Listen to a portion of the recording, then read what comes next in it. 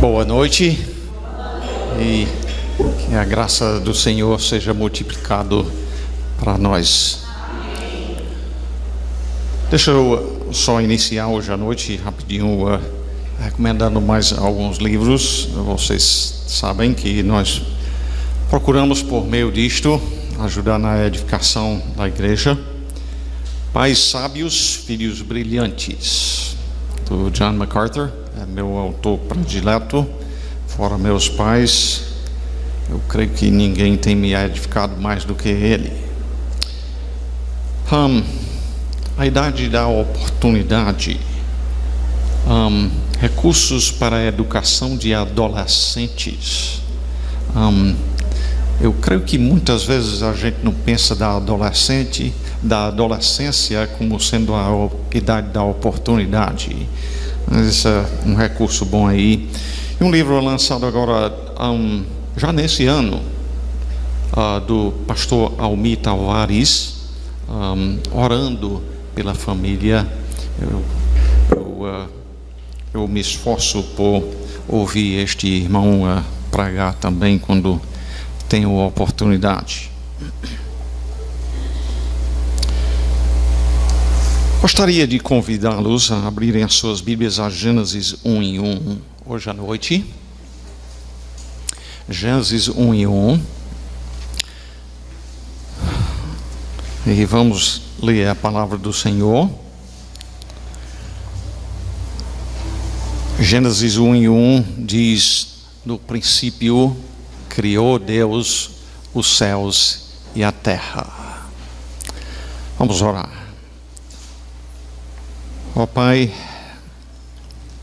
nós temos cantado os teus louvores, nós temos devolvido ao Senhor uma parte dos bens que o Senhor nos tem confiado.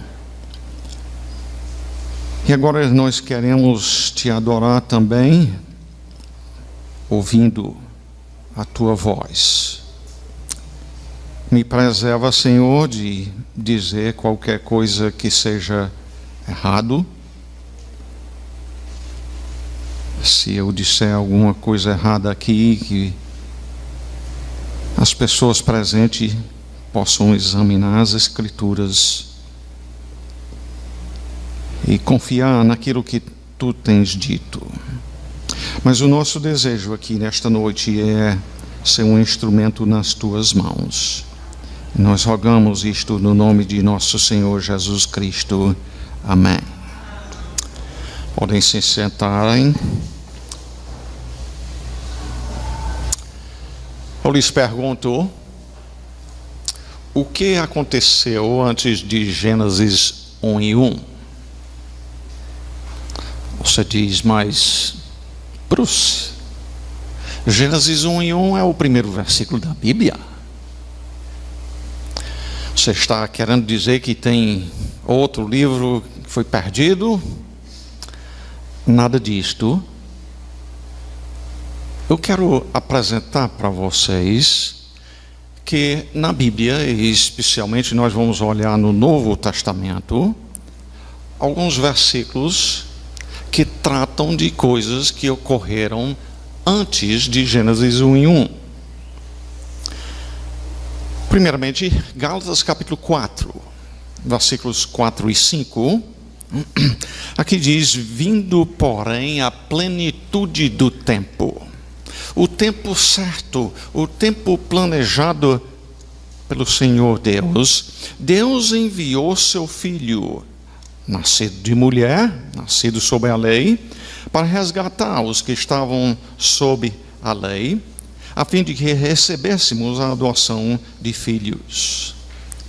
Aqui as Escrituras deixam claro que Deus teve um tempo quando Ele planejou enviar o seu Filho a este mundo. E em 1 Pedro capítulo 1 nos fala um pouco mais quanto a aquele tempo antes da fundação do mundo, quando diz: sabendo que não foi mediante coisas corruptíveis como prata ou ouro que fostes resgatados do vosso fútil procedimento que vossos pais vos legaram. Olha o que nossos pais, todos eles, seja que tenham sido salvos ou não, eles nos legaram um procedimento fútil ou vão, vazio, sem valor. Mas resgatados pelo precioso sangue, como de cordeiro sem defeito e sem mácula, o sangue de Cristo. E aí veja essa parte: conhecido com efeito antes da fundação do mundo. Gênesis 1:1 foi a fundação do mundo. E aqui está falando de uma coisa que ocorreu antes da fundação do mundo. Ele diz: conhecido com efeito antes da fundação do mundo, porém manifestado, ou vindo cumprir no fim dos tempos, por amor de vós. Quando diz aqui conhecido com efeito antes da fundação do mundo, a gente pergunta: o que foi conhecido antes da fundação do mundo? E ele acaba de falar sobre o sangue de Cristo. Ele está falando de que Cristo, a morte de Cristo foi conhecido por Deus antes dele criar o mundo.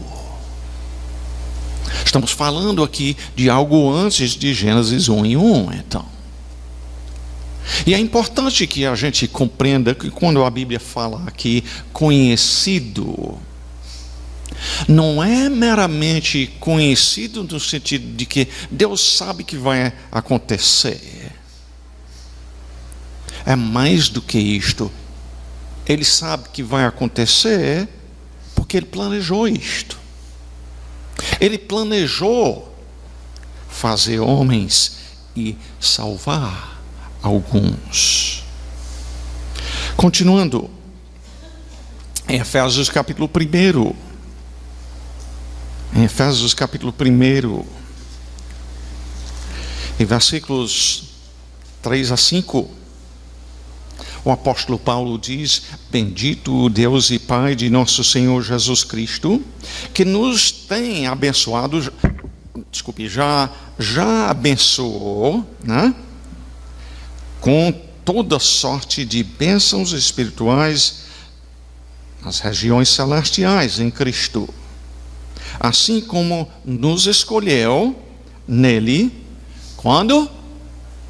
Antes da fundação do mundo, antes de Gênesis 1:1, para sermos santos e irrepreensíveis perante Ele em amor. Em amor nos predestinou para Ele, para a adoção de filhos por meio de Jesus Cristo, segundo o nosso querer? Não, segundo o beneplácito da sua vontade, aquilo que agradou a Ele. E a verdade é que tem diversos outros versículos no Novo Testamento que falam sobre o assunto, mas eu lhes disse hoje de manhã que eu queria deixar um tempozinho lá no final para, se quiserem fazer alguma pergunta, eu quero deixar uns 10 minutos para isto. Então eu vou passar por cima de alguns destes versículos, mas talvez você diga: o que é que isso tem a ver com a família? Eu estou lembrado do nosso assunto do dia e quero traçar aqui um pouquinho o que eu estou querendo que nós compreendamos. Em Gênesis 1, diz que Deus nos formou à sua imagem e semelhança. Isto quer dizer que importa que nós conheçamos a Deus para saber como Ele quer que vivamos. E eu quero traçar um pouco hoje à noite o relacionamento entre a Trindade, Deus Pai, Filho, Espírito Santo, que eu entendo que você, compreendendo esta coisa, vai compreender uma coisa muito importante quanto à família. É compreendendo direito quem é Deus que nós vamos compreender também mais quanto ao plano dele para as nossas vidas. Em Gênesis 1:26 diz: também disse Deus, o quê? Façamos o homem à nossa imagem, à nossa semelhança. Nota bem que lá não diz, e disse um dos deuses, diz lá, disse Deus, mas aí ele fala no plural, ele diz, façamos, não farei, que seria um, mas vamos nós fazer. E fazer o homem à nossa imagem e semelhança, não a minha.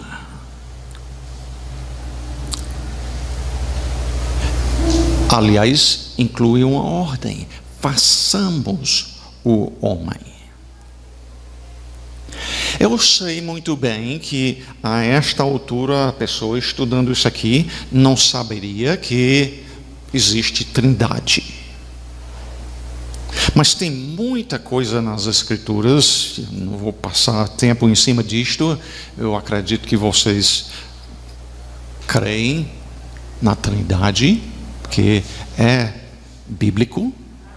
Por exemplo, Jesus mandou a gente ir fazer discípulos de todas as nações, e que estes devem serem batizados no nome do Pai, do Filho e do Espírito Santo.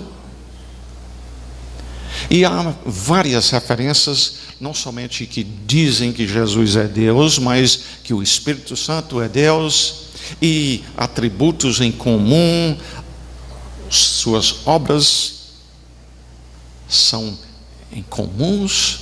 Então, esta igreja ensina a Trindade. Mas voltando àquele versículo em Gênesis 1:26, eu pergunto, então, se existe a Trindade lá, então, quem está falando? O Pai, o Filho ou o Espírito Santo? Talvez você não pensou nesta pergunta antes, mas cabe a gente fazer. E a resposta seria qual? Não é difícil concluir isto. Quem foi? Foi o Pai. Caberia para o Filho dizer, vamos fazer isto? Vá comigo a 1 Coríntios capítulo 11. 1 Coríntios capítulo 11. Em versículo 3, é o que nós queremos olhar no momento. 1 Coríntios capítulo 11, Paulo aqui diz: quero, entretanto, que saibais ser Cristo o cabeça de todo homem. Maridos, você não é autônomo neste mundo. O seu lar não é um lugar onde você manda sem ter quem é seu cabeça, a quem você precisa prestar contas. Cristo, o cabeça de todo homem, o cabeça da mulher, e ainda diz, Deus, o cabeça de Cristo. E a minha concentração hoje à noite vai ser em cima da questão de Deus, o Pai, no caso, o cabeça de Cristo. O que isso significa? O Pai ser o cabeça de Cristo.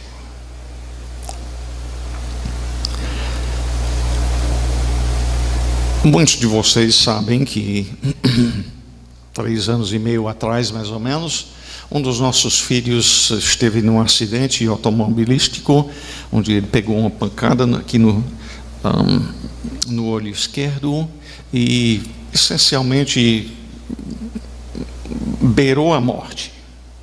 Passou dias sem movimentar coisa nenhuma. E alguns dias mais tarde, ele começou a movimentar as mãos e os braços, os braços e as pernas. E aí levantava a perna assim, aí soltava, braço assim, assim, todo desgovernado. E por que é que o Caleb estava nessa situação dos membros do seu corpo desgovernados? É fácil explicar. Ele pegou uma pancada aqui na cabeça, onde partou as conexões entre os dois lados do cérebro, e a sua cabeça não estava mais governando o seu corpo. Essa é a figura que cabe aqui. A cabeça no corpo recebe informação. Por exemplo, o dedo, mulheres, toca numa panela quente. Os nervos mandam uma mensagem para o cérebro: eita, está quente aqui, se não tirar a mão vai se queimar. A cabeça decide mandar uma ordem para os músculos do braço tirar a mão. Agora, se tivesse demorado esse tempo todo que levou para mim descrever, tinha se queimado, não é? É rápido que isso acontece. Mas estou querendo descrever para vocês o funcionamento da cabeça no corpo. Ela recebe informação, ela toma uma decisão e dá ordens aos outros membros do corpo. E o Caleb não tinha isto.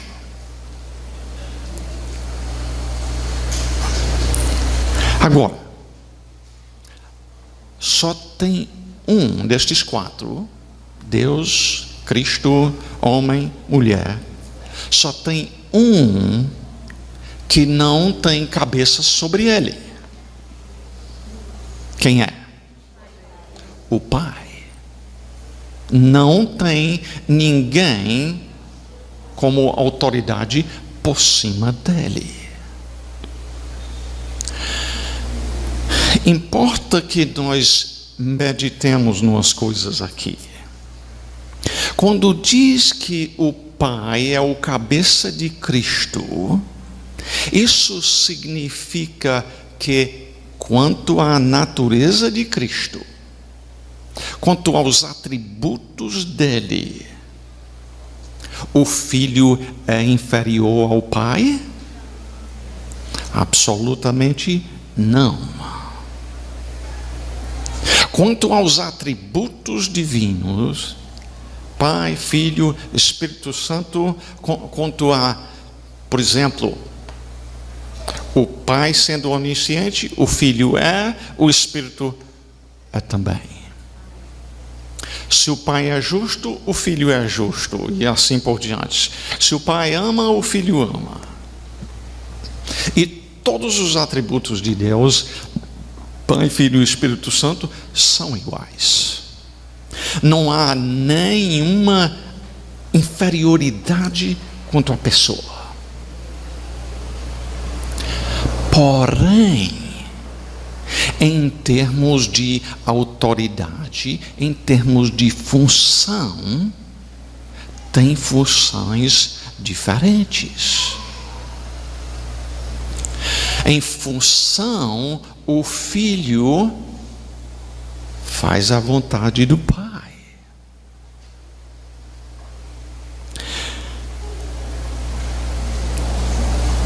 Isto existe na Trindade antes de Deus fazer o mundo.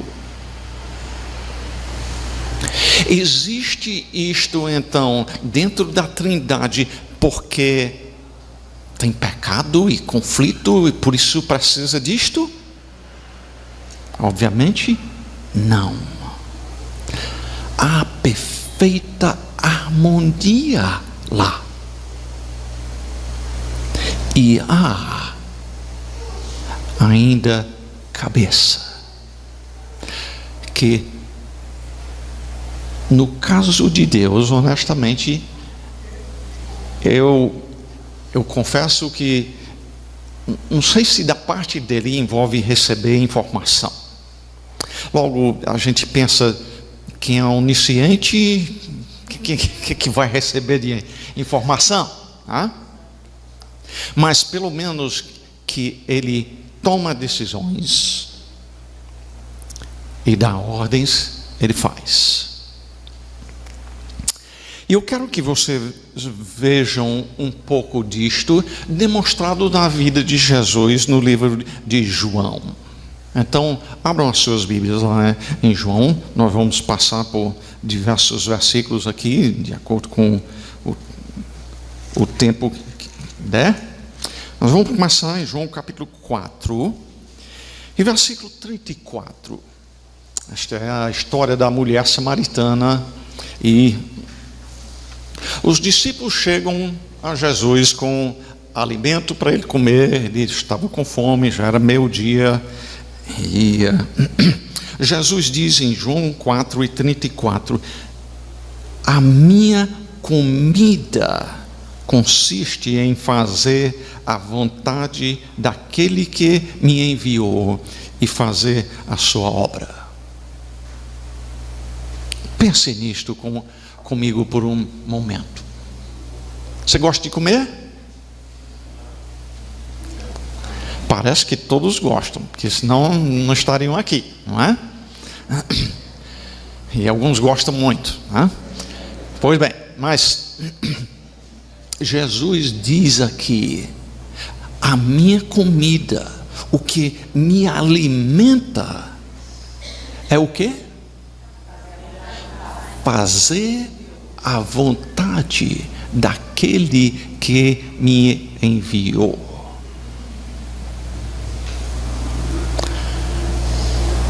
Você envia os seus meninos para a escola. Vocês que têm meninos dessa idade, não é? Mas aí o seu filho lhe envia para o mercantil? Não. Está entendendo a coisa? Onde é que diz na Bíblia que Jesus enviou o Pai para fazer alguma coisa? Mas você vai ver aqui em João muitas e muitas vezes que Jesus diz: o Pai me enviou. João capítulo 5, próximo capítulo, versículos 23 e 24. Jesus diz: a fim de que todos honrem o Filho do modo que honram o Pai. São iguais em pessoa, merecem a mesma honra. Quem não honra o Filho, não honra o Pai que o enviou. Em verdade vos digo: quem ouve a minha palavra e crê naquele que me enviou, tem a vida eterna e não entra em juízo, mas passou da morte para a vida. Versículo 30 diz, e preste boa atenção aqui no que você vai ver. Versículo 30 diz: eu nada posso fazer de mim mesmo. Na forma que eu ouço, julgo. O meu juízo é justo, porque não procuro a minha própria vontade, e sim a daquele que me enviou.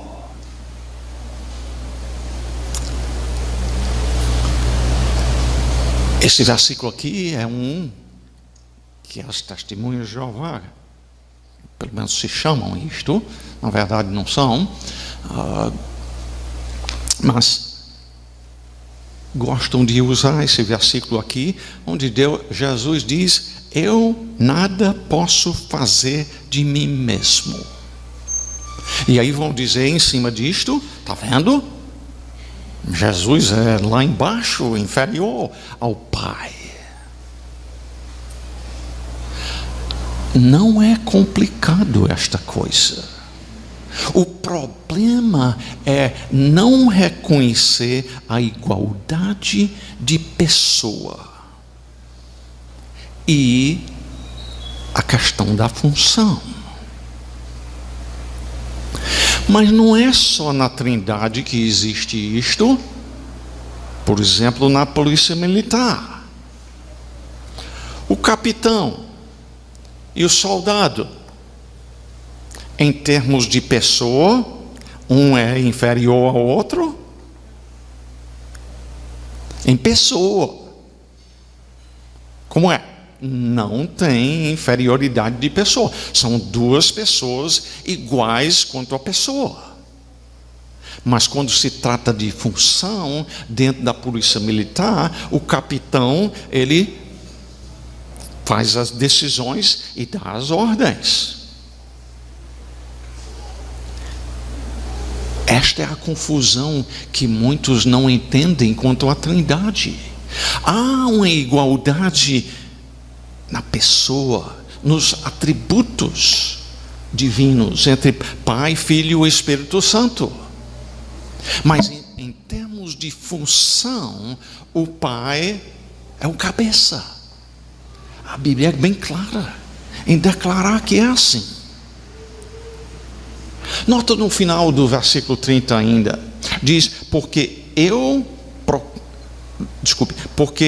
não procuro a minha própria vontade, e sim a daquele que me enviou.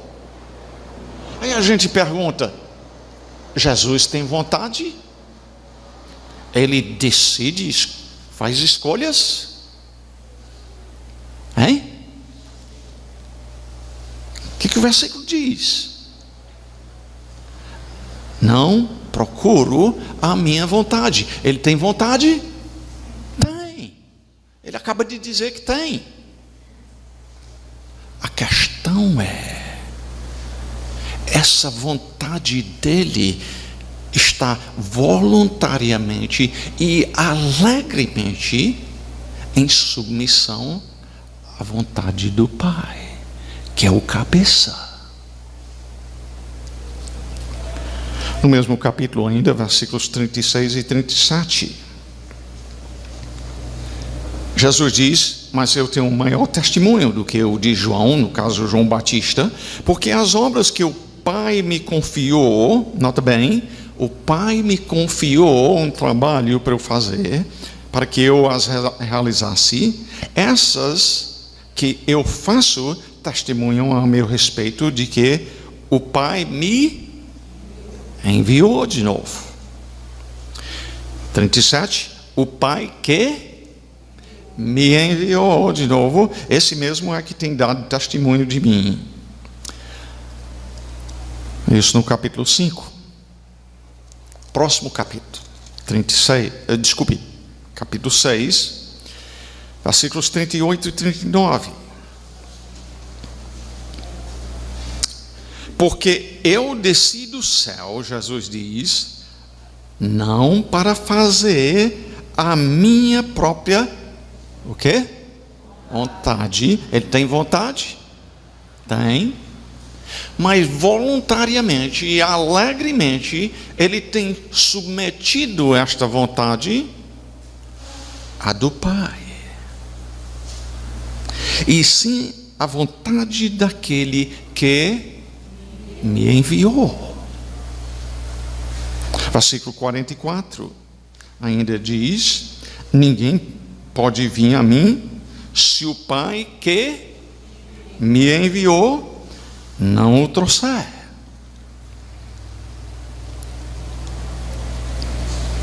Eu acho que vocês estão pegando a ideia de que Jesus gosta de dizer: o meu pai me enviou para cá. São mais de 20 vezes, eu não me lembro total, mas, e talvez eu nem peguei todos não. Só no Evangelho de João que Jesus fala do Pai como o tendo enviado.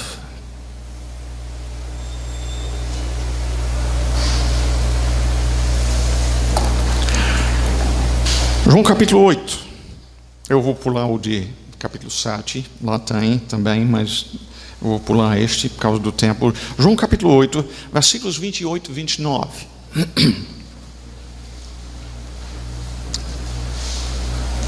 Aqui Jesus disse-lhes, pois Jesus: quando levantardes o Filho do Homem, então sabereis que eu sou. E com isso Jesus está dizendo: eu sou Deus. Ele não diz: eu sou um homem, eu peso tantos quilos, nada disto. Ele diz: então sabereis que eu sou, que foi nome de Deus lá em Êxodo capítulo 3, e que nada faço por mim mesmo, mas falo como o Pai me ensinou. E aquele que me enviou, está aqui de novo, está comigo, não me deixou só, porque eu faço sempre o que lhe agrada. Ele tem vontade em termos de querer fazer as coisas que decide, mas essa vontade ele alegremente submete para fazer a vontade do Pai.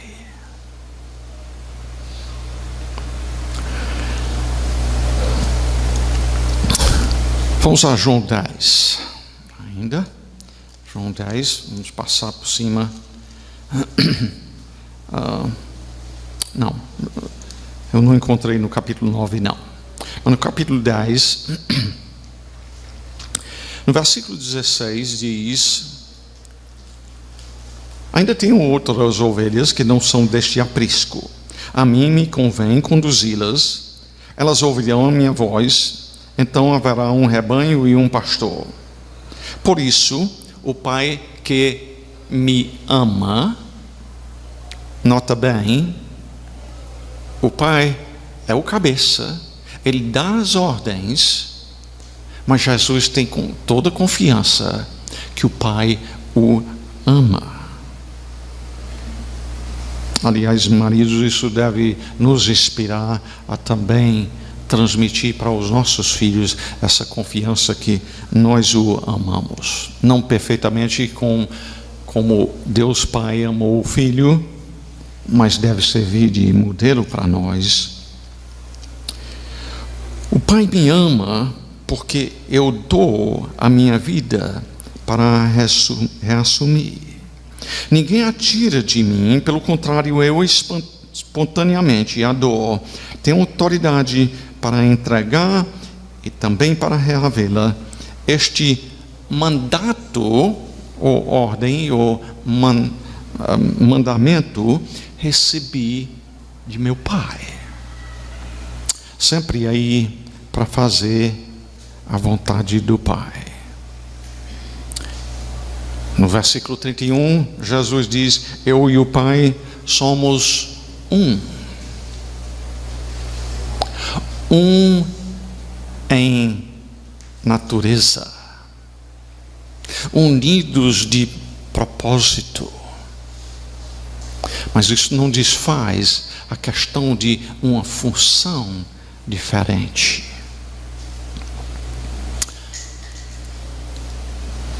Eu quero fazer essa pergunta ainda. Aquilo que o Pai deu como ordem para o Filho fazer, sempre foi fácil? O Pai, Jesus já disse, ama o Filho. Vá comigo para um pouquinho de tempo ainda em Mateus 26.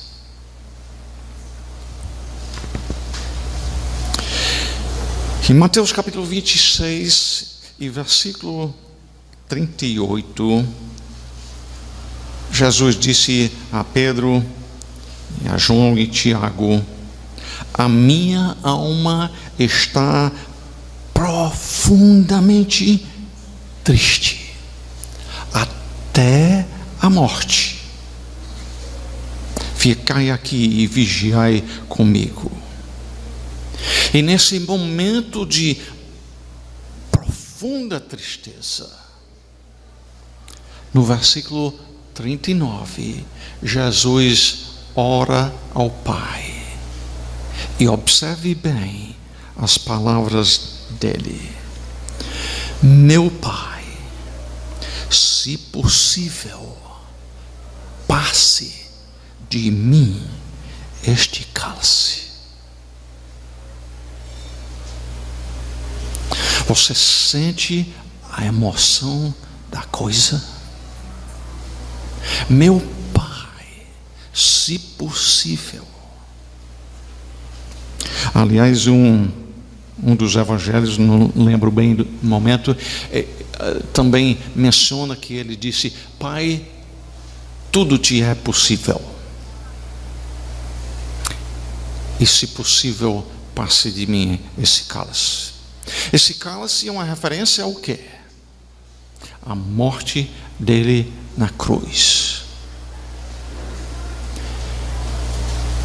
Jesus estava aqui diante de uma situação em que as forças humanas e diabólicas eram tão grandes que o Pai não podia livrá-lo. Estavam diante de um poder maior? Absolutamente não. Se toda a humanidade e todos, o diabo e todos os demônios e todos os anjos bons, se todos estes se rebelassem contra o Senhor no mesmo momento, ele não teria nenhum problema. Eu digo em termos de resistir essa revolta. Ele é soberano sobre tudo que criou.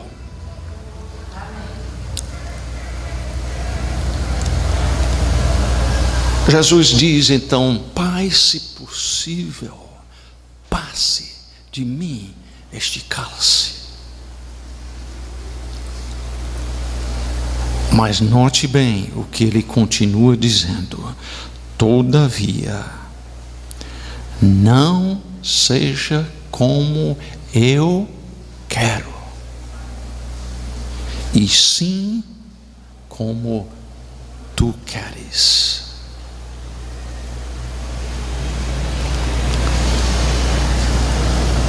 E em termos desta questão da morte na cruz,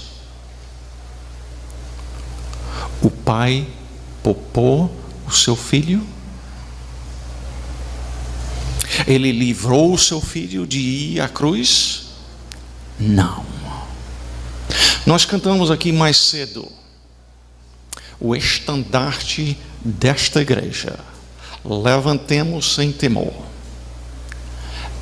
Ela, referindo ao quê? A igreja. Ela é a muito amada esposa do bendito Salvador.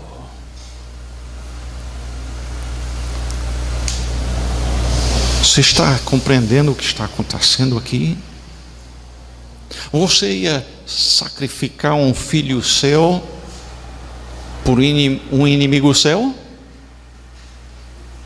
Nem por um amigo. Não é verdade?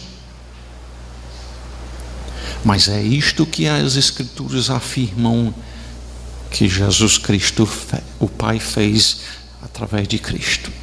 E olhe lá que quando se trata da cruz, não pense meramente fisicamente em termos de uma cena de crucificação, a dificuldade toda de bater em Jesus, cravar os pregos e assim por diante. Isso aí não foi o grande sofrimento de Jesus.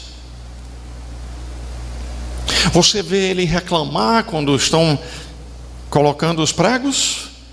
Não. Só tem uma coisa que chega perto a ser uma reclamação. E é quando Jesus clama: Deus meu, por que me desamparaste? Ele está dizendo neste momento: Pai, estou levando aqui sobre mim o castigo dos pecados daqueles que vão ser salvos.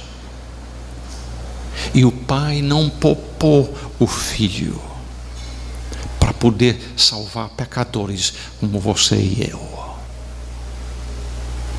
Nós não vamos compreender direito, e talvez nunca vamos compreender direito o amor de Deus, se não compreendermos o que Cristo fez lá na cruz do Calvário. Compreenda que o Pai mandou o Filho fazer lá não foi nem um pouco fácil.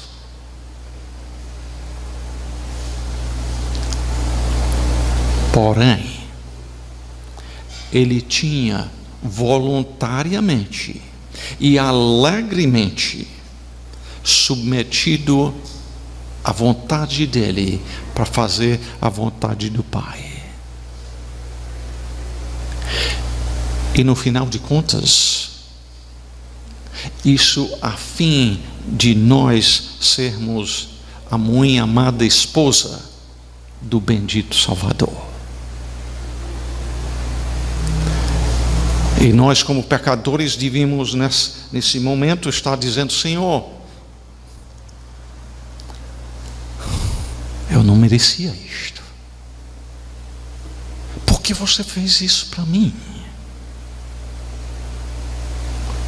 Mas é o que a Bíblia afirma que ele fez.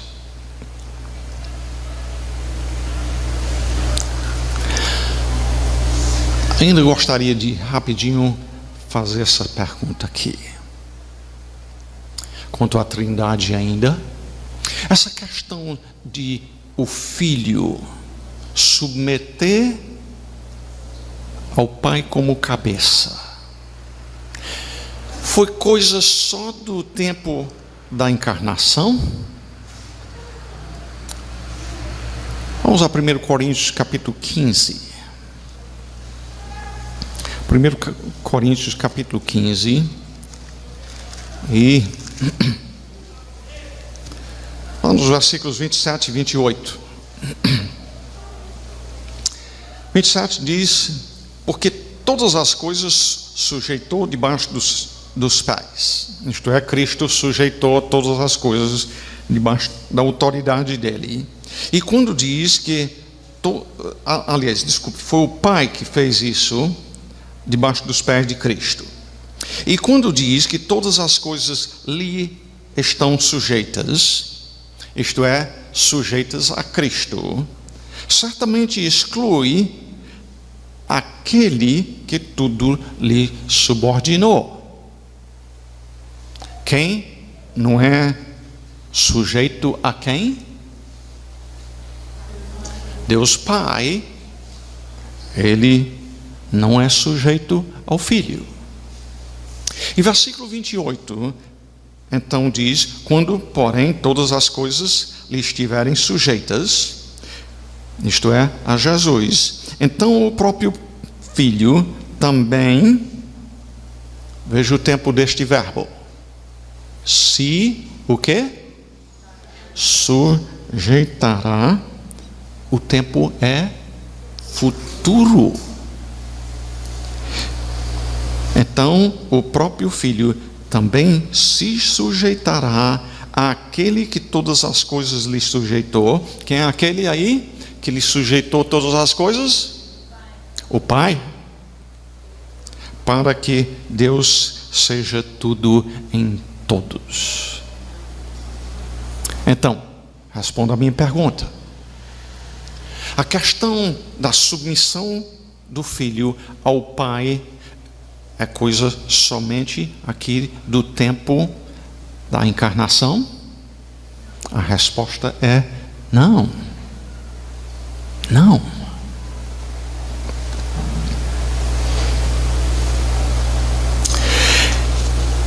Gosto muito de Salmo 40 nesse assunto. Salmo 40 é um salmo profético. Hebreus 10, aliás, nos diz que essas são realmente uma expressão das palavras de Cristo. Deleite-se com o que ele diz aqui. Então eu disse, e no caso, isso aqui são palavras de Jesus. Então eu disse, eis aqui estou.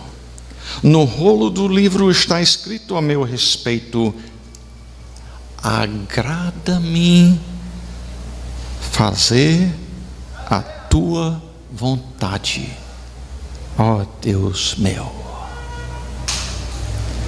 Dentro do meu coração está a tua lei.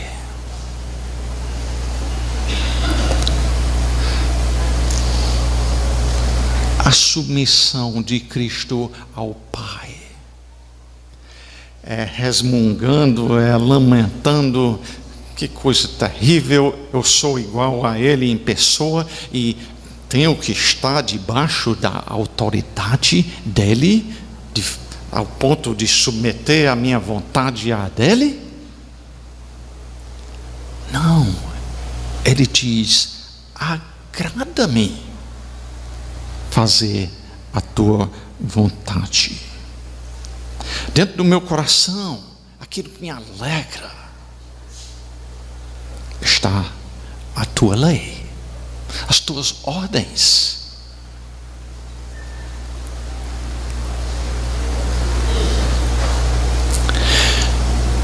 Eu gosto que a gente medite nessas coisas. Porque se nós vamos compreender o que Deus ordenou dentro dos nossos lares, isso aqui tem tudo a ver. Se o marido é o cabeça da mulher, o modelo é o relacionamento entre o pai e o filho.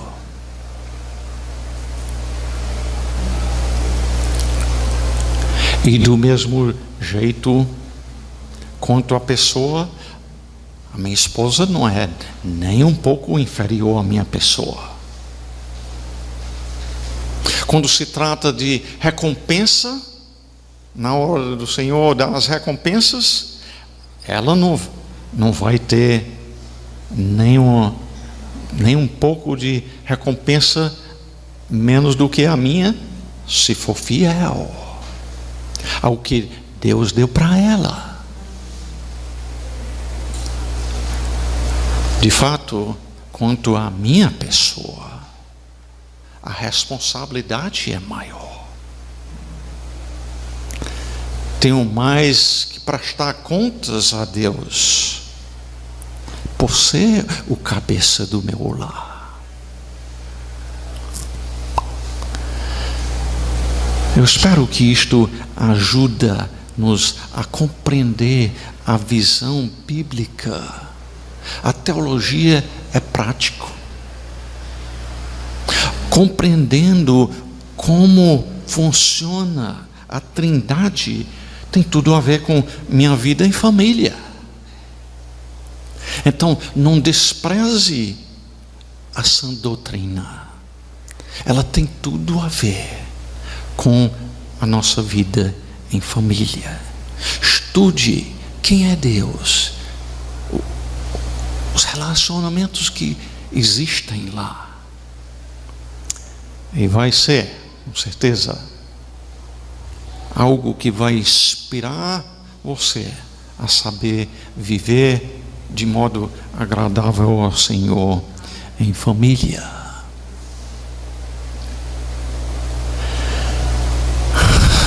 Em conclusão aqui, logo antes de lhe dar a oportunidade para perguntas, deixa eu só dizer que num grupo como este aqui, é quase certo que tenha alguém que diga, mas honestamente, não tem sido a minha vontade fazer a vontade de Deus. Por natureza, nenhum de nós o faz. Mas diante daquilo que nós vimos aqui hoje à noite, quanto a Cristo lá no jardim, dizendo: meu Pai, se possível, passe de mim esse cálice. Todavia não seja como eu quero, e sim como tu queres. Eu digo, se Ele fez isso por você, você tem toda a razão para confiar nele. Ainda nos momentos difíceis, ainda quando tem coisas que você diz, eu não compreendo isso aqui na minha vida, você tem razão de confiar nele para o seu destino eterno. E além disto, aqui e agora. E se você nunca confessou a Jesus Cristo como seu Senhor, que hoje seja a noite que você faça isso. E confessar Jesus Cristo como o Senhor da sua vida. Ele merece isso. Ele pode te salvar. Então, vamos orar. E se vocês desejam fazer pergunta em particular, eu sei que às vezes tem perguntas que não cabe a gente fazer publicamente. Mas tanto eu como minha esposa estamos aqui para servi-los. Muito obrigado, Senhor, por tua santa palavra. Que o Senhor tenha se agradado nesta noite de nos levar a compreender um pouco mais a grandeza da Trindade, dos relacionamentos, das funções. Que nós não sejamos confundidos por aqueles que rejeitam a Trindade, ignorando a igualdade de pessoa e simplesmente trabalhando em cima dos textos bíblicos que falam da submissão do Filho ao Pai. Que nestas coisas nós, compreendendo melhor o relacionamento entre o Pai e o Filho, que nós saibamos conduzir os nossos lares de modo que tu sejas glorificado, Senhor.